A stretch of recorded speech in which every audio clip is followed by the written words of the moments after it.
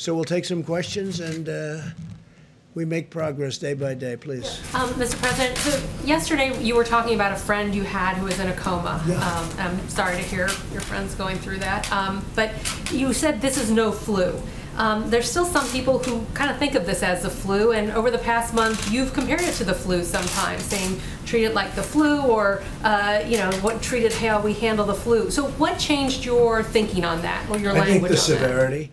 I think also in looking at the way the contagion, it is so contagious. Nobody's ever seen anything like this, where large groups of people all of a sudden, just by being in the presence of somebody, have it. The flu has never been like that, and flu is contagious, but nothing like we've ever seen here. Also, the violence of it, if it hits the right person, and you know what those stats are, if it hits the right person, that person's in deep trouble. And my friend was the right person. When you heard about that with your friend, was that a turning point? Yeah, well, not a turning point. No, before that I knew how, because I'm seeing numbers and I'm seeing statistics that are, not exactly very good. So, but it hit him very hard. He's strong, a very strong kind of a guy, but he's older, he's heavier, and he's sort of central casting for what we're talking about, and it hit him very hard. I've never seen anything like it. Yeah, John? Mr. President, and maybe this question is well for Dr. Birx or Dr. Fauci. Senator Lindsey Graham tweeted last night, and we checked today, that there are still flights that are running between hotspots like New York and Detroit, New Orleans as well. A number of flights were completed today. Senator Graham's point is, if you're going to declare mitigation, should it not be full mitigation, and you stop people from traveling? Well, we're thinking about doing that. At the same time, we just, to start these airlines and to start this whole thing over again is very tough, John. It's very tough. And you have them going, in some cases, from hotspot to hotspot. If you notice, they're usually hotspot to hotspot. Very few flights, New York to Miami. But we're thinking, we're certainly looking at it. But once you do that, you really are clamping down an industry that is desperately needed. But how do you make that calculation as to whether or not you keep the industry afloat, or your risks spreading contagion? That is a calculation that we're looking at right now. We're looking at it very strongly. Please. So let me follow up to that, Mr. President. Not every governor has issued a stay-at-home order. All of you have made it very clear how important it is to stay home, that we are in a dire situation here. And that's how you stop the spread, is staying home. Sure. Why not take the power out of the hands of the governors, and you just issue a stay-at-home order for every state in this country? States are different, and I understand that Governor of Florida, great governor, Ron DeSantis, issued one today, and that's good, that's great. But there are some states that are different. There are some states that don't have much of a problem. There are some, well, they don't have the problem. They don't have thousands of people that are positive, or thousands of people that even think they might have it, or hundreds of people in some cases. So you have to look. You have to look at states. You have to give a little bit of flexibility. But if a state in the Midwest, or if Alaska, as an example, doesn't have a problem, it's awfully tough to say close it down. So we have to have a little bit of flexibility. Look, we're helping governors. We're really here to help governors. They're the front line of attack. And that includes in purchasing, by the way. We're here and we're backing them up. And there's never been a backup like we've given them. We've given them billions of dollars worth of things, medical supplies and ventilators, thousands and thousands of ventilators. We have thousands under construction right now. We have thousands ready to go in case they need it. There's never been anything like this. I mean, they've done really, the people have done incredibly. We're building hospitals all over the country. We're building hospitals right now at a rate that has never even been contemplated before. They're mobile hospitals, but they're really not mobile. I mean, they're incredible structures. But we're building many hospitals. Louisiana, New Jersey, New York, we just finished a massive hospital complex. And we also have medical centers built in New York. I mean, we're building hospitals at the rate that this country has never done before. And hopefully it's all going to work out. Follow up Please go ahead. Yes, Mr. President, I just want to make sure we're clear. On the planes, are you looking at just curtailing routes between certain hotspots, or is it broadly around? Well, we're looking at the whole thing because we're getting into a position now where we want to do that. We have to do that, and so we're looking at the whole thing. Yes. And we may have some recommendations. Second question on economics. Just with oil, oil prices are very low. Yeah. The Saudis have increased production. I know that you've spoken about liking low oil prices, but then there's also the industry aspect. It's like from 1950, these oil prices. So And that's when they had big dollars, big, beautiful dollars. So do you advocate cuts? Do you advocate cuts to production? Do you? Well, look, we have a great oil industry, and the oil industry is being ravaged. And as you know, Russia, and I spoke to President Putin, we had a great call. Russia, Saudi Arabia, I spoke with the Crown Prince, so we had a great call. But I think that they will work it out over the next few days. If you ask me, I think it's too simple not to be able to. They both know what they have to do. So I think I have confidence in both that they'll be able to work it out. But it has ravaged an industry worldwide, not here. I mean, worldwide, the oil industry has been ravaged. So there was a lot of oil production to start off with, and then on top of it, it got hit with the virus, and business went down 35, 40%. So that business is a tough one. And, you know, they have ships all over the sea. I told you yesterday, all over the sea, massive tankers that they're using for storage. They go out and they just sit there. There's no place to go. They have massive amounts. Now, gasoline is going to be 99 cents a gallon and less. You know that. That's already starting. It's popping up, 99 cents. So that's like giving a massive tax cut to people of our country. When we try and get the airlines going, if fuel is costing much less, it helps with getting the airlines, which is always a tough business, always has been a tough business. But with that being said, look, I want to get that industry back where it was. We were doing records in that industry also. We want to get it back to where it was. So I think that Saudi Arabia, Russia, they're negotiating, they're talking, and I think they'll come up with something. I'm going to meet with the oil companies on Friday. I'm going to meet with independent oil producers also on Friday or Saturday, maybe Sunday. But we're having a lot of meetings on it. I think I know what to do to solve it. But if they're unable to solve it, then I think I know what to do to solve it. Or can you give us a glimpse? We of what won't you're mention doing? it now, but it's tough. I think I know what to do to solve it. We don't want to lose our great oil companies. You know, we're the #1 producer of oil in the world. And a month ago when you said that, it was great. Today when you say it, it's not so meaningful. But I do believe there's a way that can be solved, or pretty well solved, and I'd rather not do that. I think that Russia and Saudi Arabia at some point are going to make a deal in the not-too-distant future, because it's very bad for Russia. It's very bad for Saudi Arabia. It's very bad. I mean, it's bad for both, so I think they're going to make a deal. You know, the free market is a wonderful thing. It's amazing how it can work, but I think they're going to make a deal, yeah. Yeah, please, with that. Mr. President, a couple of questions, one for you, one for Mr. Wolf, if possible. Over 5 million immigrants in this country do pay taxes through their IT numbers, yet they will not receive any money in their stimulus package, and no undocumented immigrant will receive any aid from the government during this crisis. How do you suppose they survive during the COVID-19? Well, you know, you're saying undocumented, meaning they came in illegally. And a lot of people would say we have a lot of citizens right now that won't be working. So what are you going to do? It's a tough thing. It's a very sad question, I must be honest with you. But they came in illegally.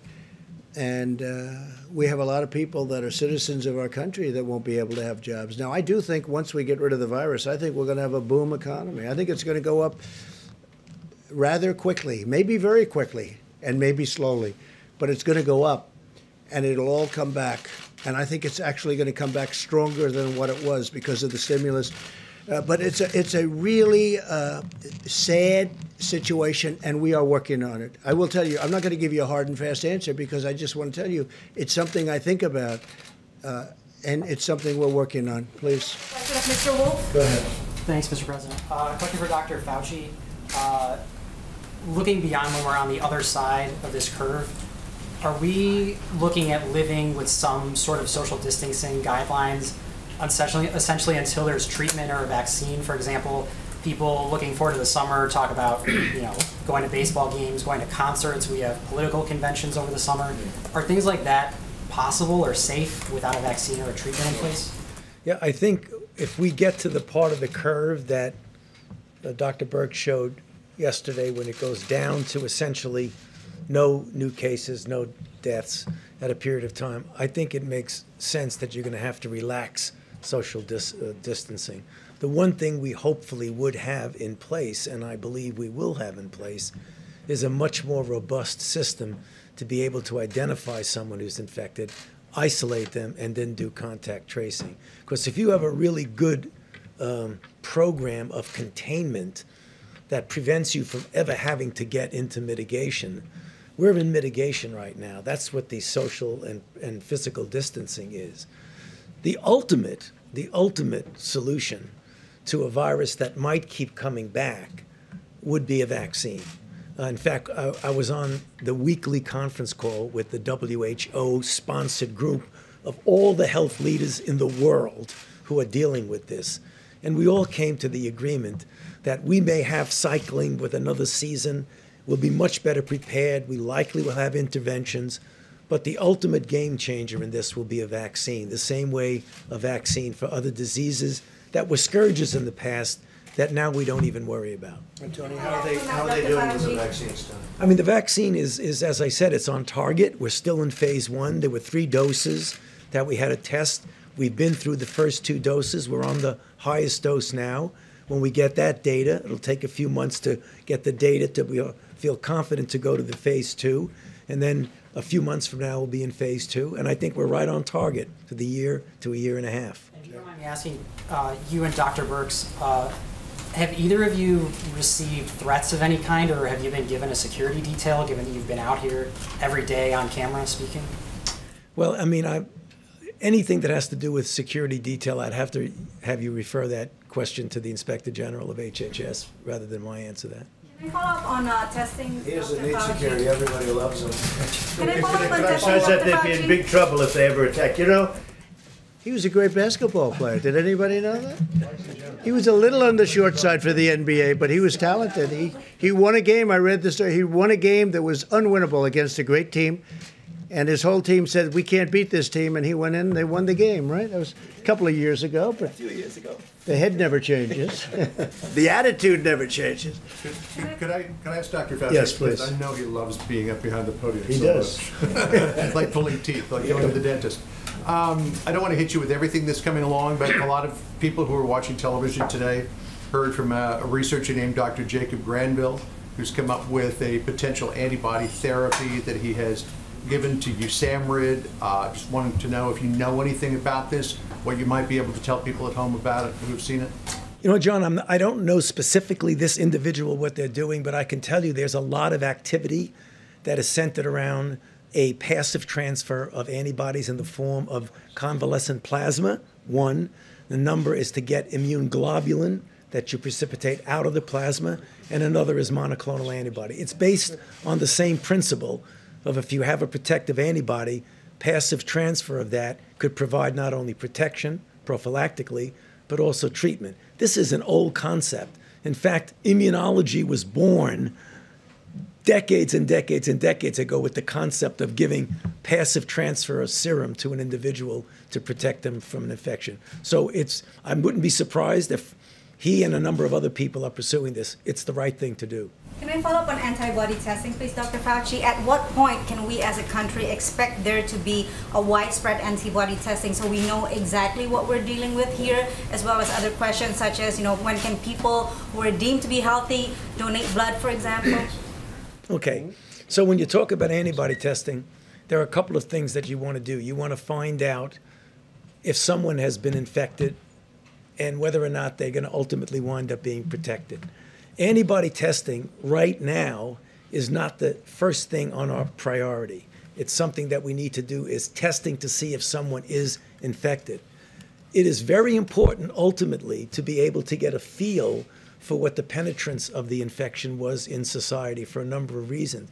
You get a better feel of what the impact had been, but also you get a better feel of what the herd immunity would be. So I can foresee in the future that when we get the facility, which we'll have for sure, I mean, ultimately you can get a test that could do this reasonably easy, and do the kind of what we call serosurveillance study. This is very analogous that Dr. Birx and I were talking about that a lot. And that is back in the day when she and I were both doing the HIV/AIDS issues back when we first discovered the virus in '83 and we had an antibody test in 1985. We found out by serial surveillance representative in different populations that we were dealing with the tip of the iceberg when we saw individuals who were the ones who actually got infected. It gave us a really good feel for how many people were infected, how many are doing well, and how many are getting ill. I foresee that we'll have that same sort of information, which will be important information. But right now, that's not our immediate problem. Not your priority, but can you give a sense of whether it will happen this year? Let me just follow up with that, because I think, as I discussed before, we had I just want to thank all the epidemiologists and the scientists out there who worked with us over the last 4 weeks on models. They really, many came forward and really supported us. Right now we're in talks with a whole series of universities. We have the most brilliant scientists in the world in our universities in state after state. Some of them public health universities, some of them basic science. All of them have received NIH grants for HIV or other development of assays in the past. I've talked to a lot of them over the last few days to really ask them to develop these simple ELISA tests that could be used rapidly in their healthcare centers, because immediately it's easy to do. We've all developed ELISAs. So in a day or two after development, they could screen their entire hospital. I think that would be very reassuring to the healthcare workers who have been on the front line. We worry about them every day. And so I've really called on every university and every state to develop ELISAs. You can buy the antigens and the controls online and really work to test entire healthcare communities in your states and support them that way. At the same time, we worked in sub-Saharan Africa on what we call dried blood spots. So we're looking at, could you use that in a community while we work on the point of care test, where you just dot blood onto this paper, and then that can go into the lab and be analyzed. That would allow us to look in nursing homes and other long-term care facilities immediately. And then finally, we've reached out to the developers of the rapid test, the ones who developed it for malaria, the ones that developed them for HIV. It's exactly the same concept and process, to ask them to rapidly develop these tests, because I think we owe it to the frontline healthcare providers, not only to provide them RNA tests, but many of them have been on the front line now for 4 weeks, may have become exposed. We now know they're asymptomatic. And I think really being able to tell them the peace of mind that would come from knowing you already were infected, you have antibody, you're safe from reinfection 99.9% of the time. And so this, I think, would be very reassuring to our frontline healthcare workers. And our universities can do that by Friday. So I'm putting that challenge out to them to really work on that and do that. That's what we did in the early days. We had ELISAs up and running within days of having the antigen. And so this is what's really possible. So we're not waiting. We're asking for help now. So potentially this could happen soon, even within this month, if people It could take up happen that soon, challenge? within this month, if the universities help us. Absolutely. Dr. Birx, Mr. President, on Florida, Governor DeSantis says that he spoke with you before issuing his stay-at-home order. He spoke to me this morning. He has some loopholes in that for That I don't know. He spoke to me this morning. He for knows what religious he's doing. events, for example. Very good Large governor. religious groups can meet together. Now that doesn't really agree. Who can? Religious groups, I like didn't churches speak to him can meet. about it, but he did speak to me this morning. We talked about it. Please. Full mitigation, sir. Does that go against your model? Because that's not full I mitigation. don't know. I'd have to look at what he did. Back to the healthcare workers on the front lines, following up with Dr. Birx as well. Hazard pay. You have said you have wanted that for the healthcare workers on the front lines. I know Secretary Mnuchin has mentioned something about that possibly in the fourth level of the stimulus package. I like it. But can you make it happen now? Do we have to wait for a fourth stimulus. Well, I think it's something we're discussing in terms of bonus or bonus pay. It doesn't have to be called hazard pay. It could be called, hey, look, I watch those people go into hospitals that I know. I talked about one of them, right? But I watch them walk into those hospitals, and they walk in men, women, young, middle-aged, not so many older ones. And I watch them. They're almost like, and I think I take the word almost out. They're like warriors. They're going in. People are cheering. Where there's a building across the street, the people are screaming. They're clapping. They're like heroes. The Empire State Building. No, I will tell you. I think it's incredible. They're like warriors. They're like soldiers, and we're gonna be doing something for them. So whether it's bonus, because we're hopefully going to be over this relatively quickly. It's going to be vicious for a period of time, but hopefully we're going to be over this. You have a lot of questions today. Look at you. You know this young lady behind you? Never met her before in my life. We're practicing social distancing. That's good. That's a good idea. Makes our marriage strong. It's good for a marriage, right? There are a lot of people who are worried about getting sick, and do they end up in a hospital? People who are uninsured, and will they be crushed by medical bills? You were considering last month already in March, reopening the healthcare.gov exchanges. There has been a determination not to do that. Could you tell us what the rationale was behind that decision, and what would you have as an alternative? Okay, they took that up under the task force, and maybe Mike, you want to say a few words about that? Well, thank you, Mr. President. And what I can tell you is that the President has made a priority from the outset of our task force work. Make sure every American knows that they can have a coronavirus and they don't have to worry about the cost. We were very inspired as well because of the President's engagement with the leading health insurance companies in the country, that now, so far, 2 of the top health insurance companies in America have announced that they're not only willing to waive copays on testing, and now testing is fully covered because of the bill the President signed for every American, but also that these 2 insurance companies have waived copays on all coronavirus treatment. And I can assure you that as Congress and the President and the administration begin to discuss the next piece of legislation, we're going to make sure that Americans have those costs compensated and covered. Our priority right now is ensuring that every American takes the 30 days to slow the spread to heart. The best thing we can do for one another, for our family's health, for the most vulnerable among us, is practice those mitigation strategies that the President outlined yesterday for the next 30 days. We're dealing with testing to make sure that every American can have a test that needs one. We're dealing with supplies, and we're making great progress in building personal protective equipment and ensuring that ventilators are available, particularly for the communities most impacted.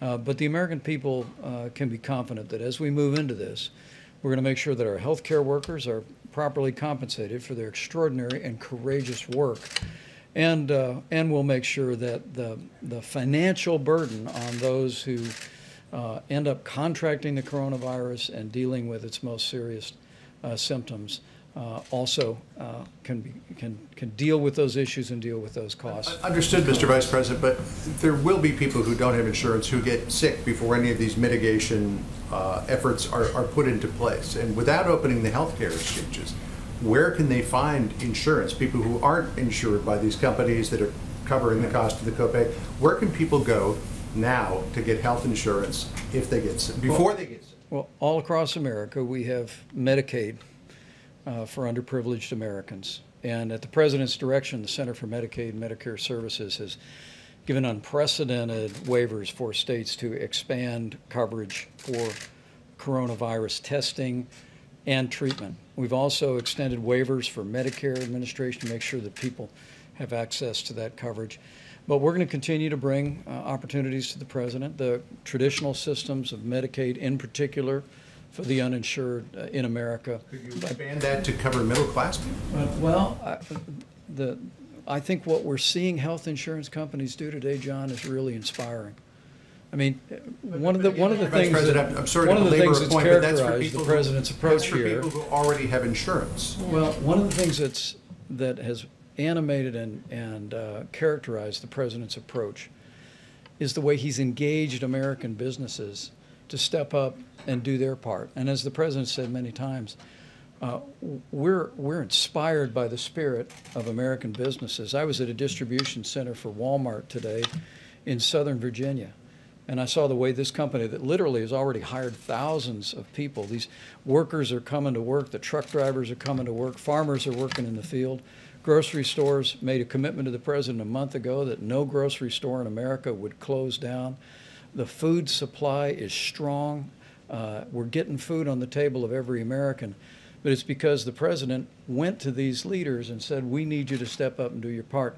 We engaged health insurance executives early on in this process to waive copays on coronavirus testing.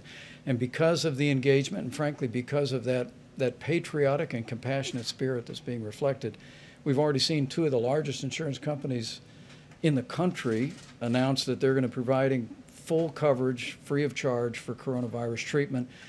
I fully expect, I think as the president does too, that we'll see more of that for people that have insurance. We'll continue to provide flexibility for Medicaid for people that don't have insurance. And we'll make sure that Medicare has the flexibility to meet this moment. For seniors, when we remember that seniors with underlying health conditions are the most vulnerable to serious outcomes from the coronavirus, but we'll get through this using the full weight of the federal government and the full strength of the American economy. John, I think it's a very fair question, though, and it's something we're really going to look at because it doesn't seem fair. If you have it, you have a big advantage, and at a certain income level you do. I think it's one of the greatest answers I've ever heard. Because Mike was able to speak for 5 minutes and not even touch your question. No, I said that's what you call a great professional. But let me just tell you, you really are. It's really a fair question, and it's something we're looking at. Well, I think I mean, just in terms of a fair question or not, I always endeavor to ask fair questions, but this is a huge worry for people in this country who are in that donut hole. They don't have commercial insurance. They don't qualify for Medicaid. Right. What do they do? Group, and it's a pretty big group. We're looking at it. I mean, we spent the entire 2000 election talking about the donut hole, and it's still there. Yeah, we are. I haven't been up there yet, though. You know, the other people have been talking about it. No, I mean, and they haven't spoken. This was 20 years ago. We were talking about it. But they're talking about it. They're talking about it.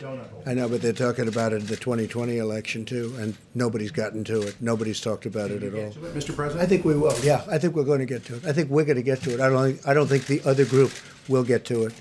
They haven't even spoken about it, and it's a big group of people. Are you committing that there's No, I'm not something you're committing, gonna but it's do, or something for we're the going to look at. uninsured? I can't commit. I have to get approval from it. I have a thing called Congress, but it's something we're going to look at, and we have been looking at it. In you mentioned in this congressional bill, the sort of phase 4, you would like to see something. If there is a there. phase 4, but we're certainly looking at certain things. We want to help restaurants, entertainment. We want to help because it's jobs, not that restaurants. It's jobs, tremendous amounts of jobs. So we're looking at that. We're looking at infrastructure. I mean, we think of it. We will have spent $8 trillion, and you know, it's way back. We're way pulled back, but we will have spent $8 trillion in the Middle East, and yet our roads are in bad shape, our bridges, our tunnels, bad shape, and we're going to be the talk of the world again soon. But we want $2 trillion. We will have spent in the Middle East, and all we got out of it was death and cost. But all we got out of it was death. Millions of people. You have to look at the other side, too. Millions and millions of people killed. Our great soldiers, thousands killed, so many wounded, hurt. And yet when we want to go and fix a road someplace, we want to do what we want to do in our country. No, it's time that we spend money on our country. That's what we're going to do. It's time that we start spending on our roads and our bridges and our schools and all of the things that we're supposed to be spending on. And people are finally getting used to it. And you could look at all of what we've done in the Middle East, way back in so many different places, way back in other countries too, by the way. And I've gone to other countries that are very rich. I said, I'm sorry, you're going to have to reimburse us for our costs. They don't even want to know what I'm talking about. It takes them 20 minutes to figure it out because nobody's ever asked them to do that. And they're doing it. They're doing it, and they have no choice. They have to do it.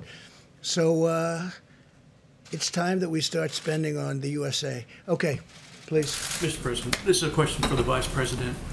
On March 9th, you said 1 million tests had been delivered and another 4 million would be delivered by the end of the week. That clearly did not happen. What happened with those projections? What went wrong?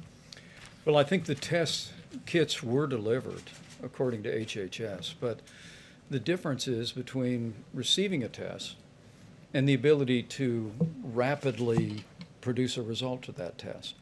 And frankly, because of the public-private partnership that the President initiated now more than a month ago with our massive commercial laboratories across the country, our team was reported today that we're now doing more than 100,000 tests a day. More than 1.2 million tests have been performed. States have established drive-through sites all across the country. In fact, states have been so successful with the community-based and drive-through testing that we're working to transition over completely all of the federal work on drive-through testing and have the states completely manage that process. So you're saying 4 million tests were delivered by the end of that week? HHS was very busy from early in the year delivering test kits around the country. But the difference was, as the President said many times, we had an antiquated system where a state laboratory or CDC only had the capacity to process 40 to 60 tests a day. Now with the commercial labs, literally those labs are processing tens of thousands of tests every day. And so while we're continuing to distribute test kits around the country, now because of the partnership with companies like Roche and Quest and LabCorp, the American people are seeing the results of those tests more rapidly than at any point in the past, and we expect that will continue to expand. But the exciting news this weekend about Abbott Laboratories having a 15-minute test approved is going to put us in a position, we believe, down the road to get to where Dr. Fauci and Dr. Birx want us to be for many of the states that don't yet have significant outbreak. There's some 19 states where we don't have significant outbreak, but we want to be doing the kind of surveillance testing in those states that will allow us early on to identify people with the coronavirus, do what the experts call contact tracing, and ensure that in that state we don't have an outbreak of the coronavirus. So, in many countries all over the world want to know whether or not they can use, especially our new test that was just developed by Abbott, which is almost instantaneous, which is going to be great. And remember this: we inherited. The word is we inherited bad tests. We really inherited bad tests. These are horrible tests, and it was broken. It was all broken, and we fixed it. And we're doing millions of tests. Sometimes we send out a test and it's not used. In many cases, it wasn't used. But we've worked with the states, and the testing has been pretty amazing, especially considering the fact that we inherited a very broken system. Jeff? Mr. President, just to follow up on something you said before, are you considering a temporary ban on all domestic flights? I am looking at hotspots. I am looking where flights are going into hotspots. Some of those flights I didn't like from the beginning, but closing up every single flight on every single airline, that's a very, very, very rough decision. But we are thinking about hotspots where you go from spot to spot, both hot, and we'll let you know fairly soon. And what about rail travel? A similar thing. We have trains going back and forth, and people don't think of trains, but we do a lot of transportation business. It's a very big decision to do that. And we're pretty late in the process from the standpoint that this is starting. You're going to start seeing, I think, over the next couple of weeks, you're going to start to see us hit a top and start coming down. So we'll make those decisions. Those are very, very big decisions from the standpoint of the future of our country, in a way, in the future of our country. We have to get our country back. We have to start moving again. We have to start working again. They're doing tests on airlines, very strong tests for getting on, getting off. They're doing tests on trains, getting on, getting off. But when you start closing up entire transportation systems and then opening them up, that's a very tough thing to do. There continues to be a lot of public confusion about the use of masks. What is the reuse. I love the sterilization of the masks. So Ohio company, you can sterilize the N95.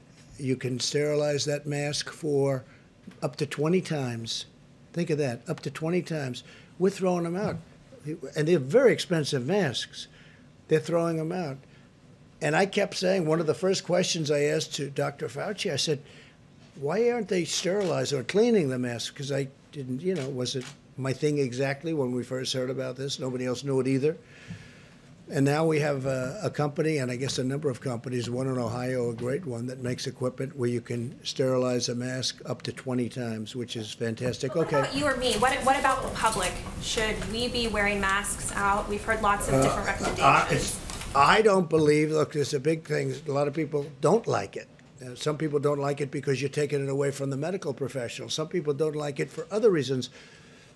I don't see where it hurts. And it doesn't have to be a mask. It can be a scarf. Scarf is highly recommended by the professionals. I don't see where it hurts. I think, frankly, if people wanted to do it, we don't want to do anything that's going to take masks. You're talking about a tremendous amount of masks when you do that. We don't want to take them away from our medical professionals, but I certainly don't see it hurting. But what I do see people doing now is using scarves. And I think in a certain way, depending on the fabric, I think in a certain way a scarf is better. It's actually better. Mr. President. Yeah, please, you didn't get it. Go ahead. Thank you, Mr. President. I'd like to ask you about social distancing and how it applies to religious organizations. Yeah. Some churches, as you know, have continued to hold services, even though you have advised people that they need to practice social distancing. There was a pastor of a mega church in Florida over the weekend who held services that were attended by several hundred people. So my question to you is, should pastors be holding services in the middle of this pandemic? And even if they do, should Americans be going to church? Well, my biggest disappointment is that churches can't meet in a time of need. This is really a great time for churches to be together, for people to get together on a Sunday or whenever, any day, and meet. And yet, if you do that, if you do it close, you're really giving this invisible enemy a very big advantage. So it's the biggest, I think the single biggest disappointment is one of the reasons I said, wouldn't it be great just to pick a date as, I called it aspirational. An aspirational date would be Easter. And I will tell you, it's very, very disappointing. But again, you get too close, and if somebody's sick, you're going to probably catch it. So you have to be very careful. Yeah, just real quickly, Joe Biden's campaign came out with a statement today saying that Biden would be. Did he write the statement, or did some PR person write it? As far as I know, the campaign was wide awake, sir, and they sent out a statement that Joe Biden would be open to having a phone call with you to talk about the coronavirus pandemic. That's okay, sure. Would you take his call? Would you? Absolutely. You would talk to him about it. I'd love to speak to him, sure. He should be work able together. to. I always found him to be a nice guy. I don't know him very well, frankly, but I think he's probably a nice guy. No, if he'd like to call, I'd absolutely take his call. Okay? You could tell him. All right? But you have talked about the failings of the Obama administration in leaving you with empty shelves and no plans.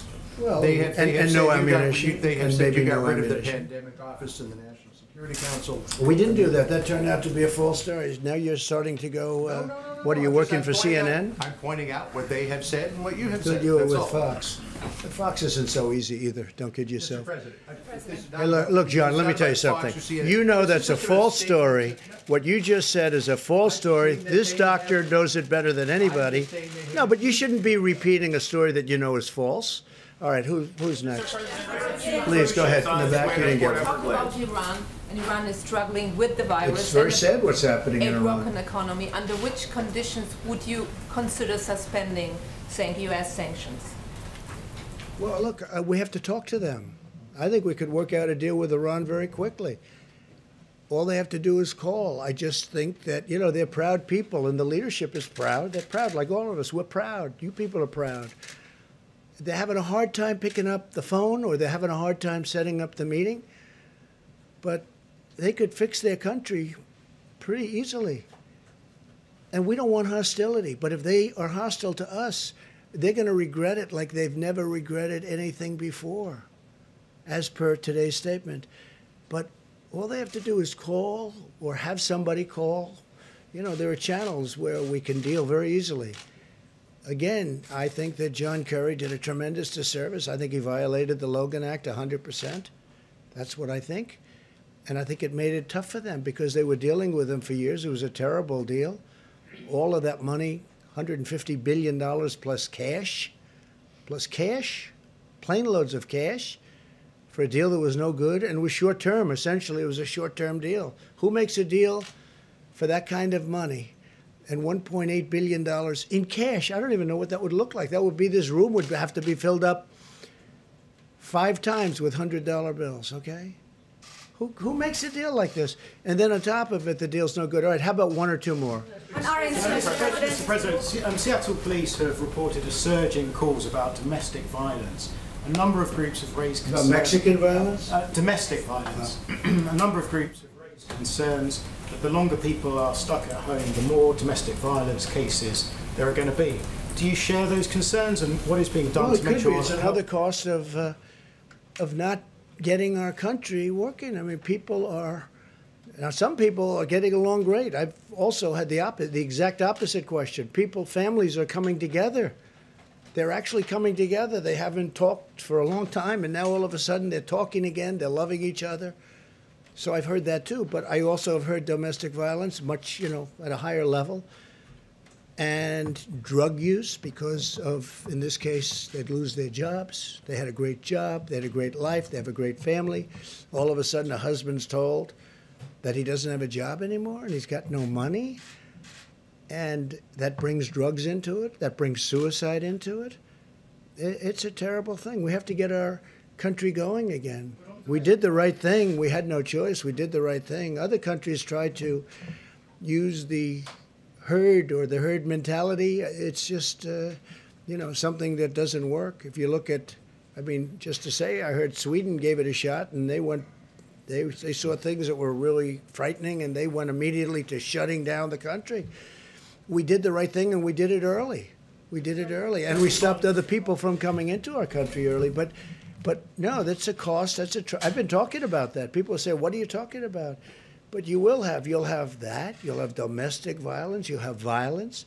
You'll have suicide. You'll have drug addiction.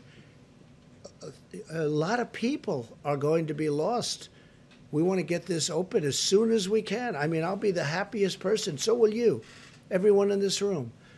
Happy when we get the word that this is the time and we have our common sense and they'll give me a decision or they'll be making certain statements, and I think I'll know how to interpret those statements very well. I'll be with Mike. I'll be with the task force. I'll be with a lot of very talented people, including the 2 people on stage with us. But I look forward. That'll be a great day. All right.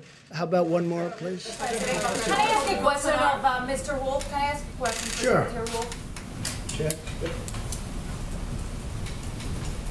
What is the current contingency plan in ICE detention centers where cases of COVID-19 are already popping up? Some people have been released. Is there a contingency plan, and would you release the most vulnerable people like children and the elder? Well, ICE looks at, on a case-by-case basis, even well before COVID, on looking at certain detention facilities and determining on a case-by-case basis if they do need to release individuals. And when we do that, we often put them on alternatives to detention as well. In the case of COVID, we're looking at vulnerable populations, and again, ICE is doing that in conjunction with CDC and other medical professionals. And in some cases, we do need to do that for the health and safety and the well-being of those detainees. But again, that's a case-by-case basis. We're not going to make any blanket statement that we're going to release individuals of whole groups at a time. So it's really important, and I've said it twice now, it's really a case-by-case basis, determining the health of that particular population or detainee, the facility they're in. Different facilities have different capabilities, whether it's an ICE-owned facility or it's a contractor-owned facility. And so we're certainly doing that. We're doing that today. We've been doing that for the past several weeks. Did you say how many have been released? While you're up, could you talk about how tight that southern border is right now? Absolutely. We continue to build miles of the wall every day. We're up to over 150, I believe. We're continuing to build new miles of wall. And a lot of folks ask about replacement wall or new miles. And it's a new capability on our southwest border that we haven't had before. And so whether you talk to the agents, the Border Patrol agents, they like that capability, they like that impedance and denial that it provides them. And it provides the ability for those agents to focus elsewhere on parts of the border that are very difficult to patrol, so we can use our resources in a different way. And so we see a lot of benefits from the border wall system. And again, that includes not only the physical infrastructure, but the cameras, the roads, the lightings, the fiber optic cables. And we're looking forward, and we're still well on our track, well on our mark to meet 450 miles by the end of the calendar year. Yeah. What actions are you taking Mr. inside? Wolf, can I get one more question from you while you're here? There's been concern among farmers about being able to get enough migrant labor to keep the food supply moving as we go into the harvest season. What are you doing to address that? Well, at the direction of the Vice President and the task force, we are looking at a number of different options with the H-2A workers that you mentioned on how do we either extend the validity of their visa, or looking at a couple of different options. Nothing to announce here today, but again, at the direction of the President and the Vice President, we're looking at a variety of different options that I think we will have soon, and it'll be very beneficial. What about waiving But I visa am glad restrictions you for- asked that question, because we want the farmers, they've had this for years. We want the farmers to be able to get the people that have been working those farms for years, or we're not going to have farms. So they're going to come in, and they're going to be given a certain pass, and we're going to check them very, very closely, especially over the next month. Because remember, after a month or so, I think once this passes, we're not going to have to be, hopefully, worried too much about the virus. But we want them to come in. We're not closing the border so that we can't get any of those people to come in. They've been there for years and years, and I've given the commitment to the farmers they're going to continue to come, or we're not going to have any farmers. Okay? Yeah, one more question. Who are you with, by the way? I'm with Voice of America, so Why? what about waiving visa restrictions Amazing. on immigrant Okay, doctors? who else, please? In less than 24 hours, sir, 2 ships will arrive at Port Everglades with people who are infected. We're looking at the with 2 coronavirus. ships, yeah. Should We they have, let in? Canada notified, a lot of Canadians, a lot of British on the ship, and they're coming to take the people that are on the ship back to their homeland. Canada's coming, UK is coming, and we have and we have Americans. We have some people that are quite sick, and we're taking care of that. I'm speaking with the governor about that a lot, and it's a tough situation. It's a tough situation. You know, you can understand. You have people that are sick on those ships, and states don't want to take. They have enough problems right now. They don't want to take them. But we have to, from a humane standpoint. We don't have a choice. It's like, I don't want to do that, but we have to. People are dying. So they will be let into the country. We're going to do something. We're going to do something. At a minimum, we're sending medical teams on board the ships. We're taking the Canadians off and giving them to Canadian authorities. They're going to bring them back home. The same thing with the UK. But we have to help the people. They're in big trouble, no matter where they're from. Happen to be Americans, largely Americans. But whether they were or not, I mean, they're dying. So we have to do something. And the governor knows that, too. Before being sent on? Well, we're sending a lot of them home. Yeah, we're sending a lot of them home to their countries. But we'll be doing something, and we'll be announcing it. You'll see what we're doing. But we're also putting medical staff onto the ships so that we can, we have to take care of the people. Mr. President. At the risk of getting chewed out again? No, you won't get chewed out. You know. Mr. President, the IRS is requiring people who don't normally file income tax to file a simple income tax return in order to get their $1,200 check. Is that the way it's going to be, or is there something you can do to? I had heard that. Now I don't know. Do you know that answer, Mike? IRS issued some guidance. Yeah. It sounds like it. It's I mean, not in the bill, but it's we can IRS. get back. Yeah, it's a process that they're working on. We'll get back to you as soon as we find out. All right, one more, please. Mr. President, you spoke with President Bolsonaro of Brazil today. I did. I spoke to him. According Yes. to his Twitter. He's great. He's a great guy, and he's doing a wonderful job. Still From meeting Brazil. with his Spoke to him this supporters, morning. talking them. So what And is your just a assessment? very complimentary call. He's working very hard. He's got a problem with the virus, got a big problem, and we talked about it today at length. We had a call this morning, and Brazil is shut down, as you know. They weren't going to shut it down, but they had to. So Brazil is shut down. The world is shut down. Nobody's ever seen anything like this. The entire world is shut down. You go from having the most powerful economy in the world and from other countries that are doing well to being everything is shut down. It's very sad, but we're going to get it going, and we're going to be stronger than ever. I really believe that. We're going to be stronger. We're going to have a big bounce, a very big bounce when this is gone. And I just want to thank the American people. I want to thank these great professionals, and I want to thank the media, because really, for the most part, the media has been very fair. Thank you very much, everybody. Thank you.